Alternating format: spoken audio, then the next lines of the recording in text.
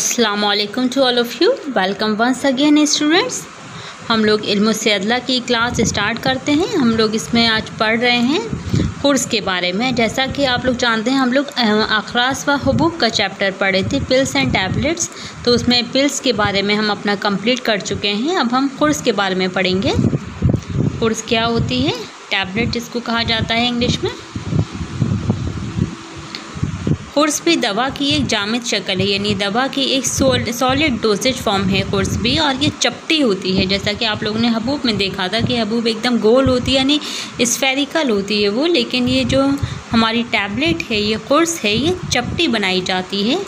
ये गोल शेप की होती है, लेकिन ये स्फेरिकल नहीं होती, बल्कि ये चपटी होती है। ये गोल भी हो सकती है, ट्रायंगुलर यानी मुसल्लस भी हो सकती है, बेस भी यानी ओवल भी हो सकती है। लेकिन जो आमतौर पर कोर्स बनाई जाती हैं वो गोल शक्ल की ही बनाई जाती हैं।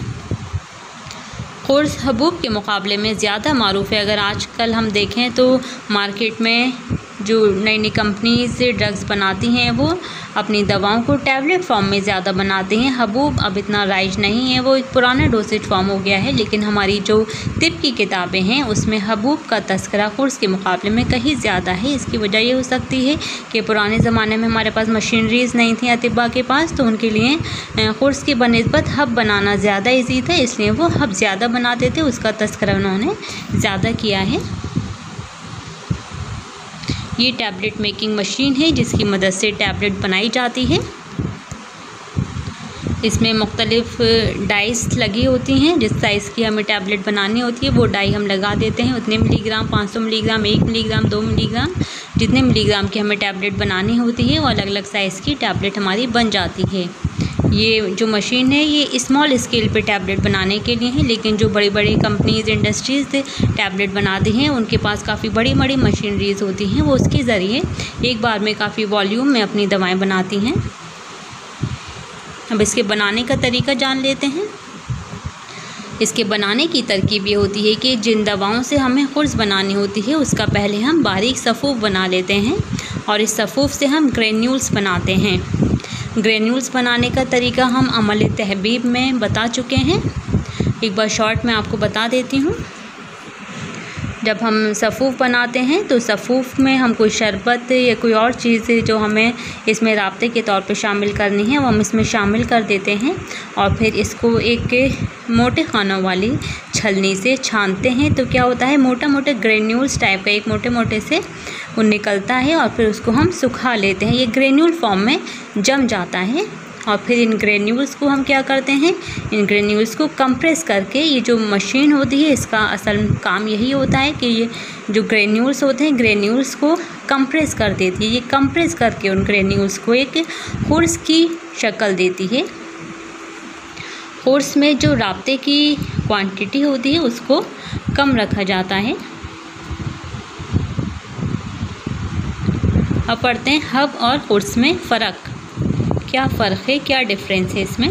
हब को तैयार करने के लिए सफ़ूफ से पहले लुब्दी तैयार करते हैं। जैसा कि हमने हब की जो मेथड ऑफ प्रिपरेशन था, तरीक़े तैयारी था, उसमें हमने पढ़ा था कि जब सफ़ूफ हमारा तैयार हो जाता है दवाओं का तो उसमें हम अपना कोई पानी या कोई और हम जिसमें हमें दवाओं को बनाना है वो शामिल करके उसकी लुब्दी तैयार करते हैं। आटे की तरह गूँध लेते हैं और फिर इससे हम हुबूब बनाते हैं। लेकिन हम कोर्स के लिए ऐसा नहीं कर रहे हैं। इसमें हम लुब्दी नहीं बना रहे हैं, बल्कि सफ़ूफ से हम ग्रेन्यूल्स बनाएंगे और फिर इन ग्रेन्यूल्स को प्रेस करके हम कोर्स की शक्ल देते हैं। ये एक मशीन के ज़रिए काम होता है। हब की तरह कोर्स भी एक या एक से ज़्यादा दवाई अज्जा से मिलकर बनती है।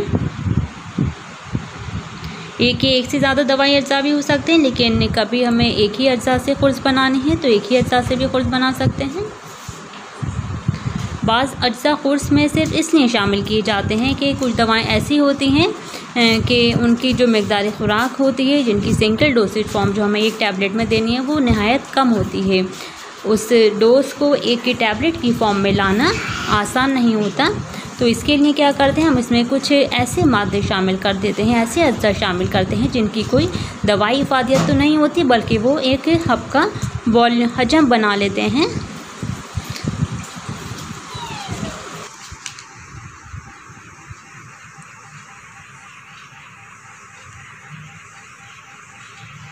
चलिए अब बात करते हैं कोर्स में कौन कौन से बाइंडर्स राब्तात हम इस्तेमाल करते हैं। तो इसमें हम इस्तेमाल करते हैं निशास्ता गंदम का, यानी कि गेहूं का स्टार्च हम इस्तेमाल करते हैं, और मकई का स्टार्च।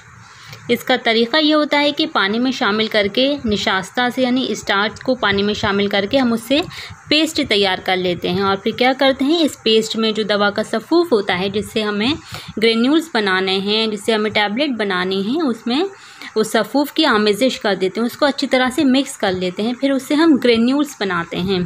फिर क्या करेंगे, इन ग्रेन्यूल्स को हम खुश्क करने के लिए उसे धूप में रख देंगे, या हम किसी ड्रायर में रख देते हैं खुश्क करने के लिए। जब वो खुश्क हो जाते हैं तो फिर उन्हें हम इन ग्रेन्यूल्स को हम टैबलेट मेकिंग मशीन में डालकर उससे कंप्रेस करके जिस साइज़ की हमें टैबलेट बनानी है उस साइज़ की हम टैबलेट तैयार कर लेते हैं। जो निशास्ता कार्बोहाइड्रेट को जब हम राब्ते के तौर पे इस्तेमाल करते हैं तो उसका एक फ़ायदा ये होता है कि ये जो हमारी टैबलेट बनती है इससे वो पानी को जल्दी एब्ज़ॉर्ब कर लेती है, और मैदे में टैबलेट जब पहुंचती है तो उसके जो अज्जा होते हैं, उसके जो पार्टिकल्स होते हैं वो जल्दी डिस्पर्स हो जाते हैं। नेक्स्ट है हमारा जेलेटिन।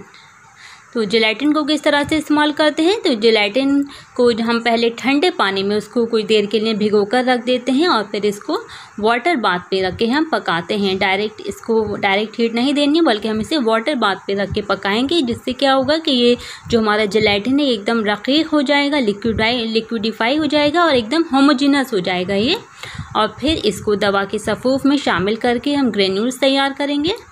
और जेलेटिन की ये एक क्वालिटी होती है कि जेलेटिन एसिडिक मीडियम में डिज़ोल्व हो जाता है, तो इसलिए जब खुर से मैदे में पहुंचती है, मैदे में एसिडिक मीडियम होता है, तो वहाँ पर जेलेटिन डिज़ोल्व हो जाएगा, और जो खुर्स होगी हमारी, जो टैबलेट होगी वो डिस्पर्स हो जाती है, मैदे में अपना इफ़ेक्ट पैदा करती है, वो सर्कुलेशन में चली जाती है फिर। नेक्स्ट है हमारे लौबियात।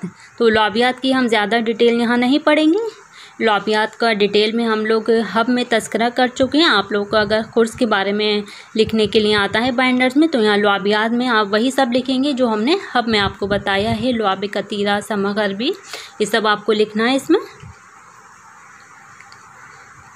और ग्लूकोज भी इस्तेमाल करते हैं, ग्लूकोज, सेलुलोज वगैरह का भी हम इसमें बाइंडर्स के तौर पे इस्तेमाल कर सकते हैं। शरबत का इस्तेमाल भी किया जाता है, जैसा कि हमने हब में बताया था, शरबत का इस्तेमाल करते हैं, लेकिन जो शरबत से बनने वाली हब होती है उसकी ज़्यादा शेल्फ़ लाइफ नहीं होती। इसमें भी हम शरबत का इस्तेमाल कर सकते हैं, लेकिन कम ही शरबत का इस्तेमाल बाइंडर के तौर पर किया जाता है।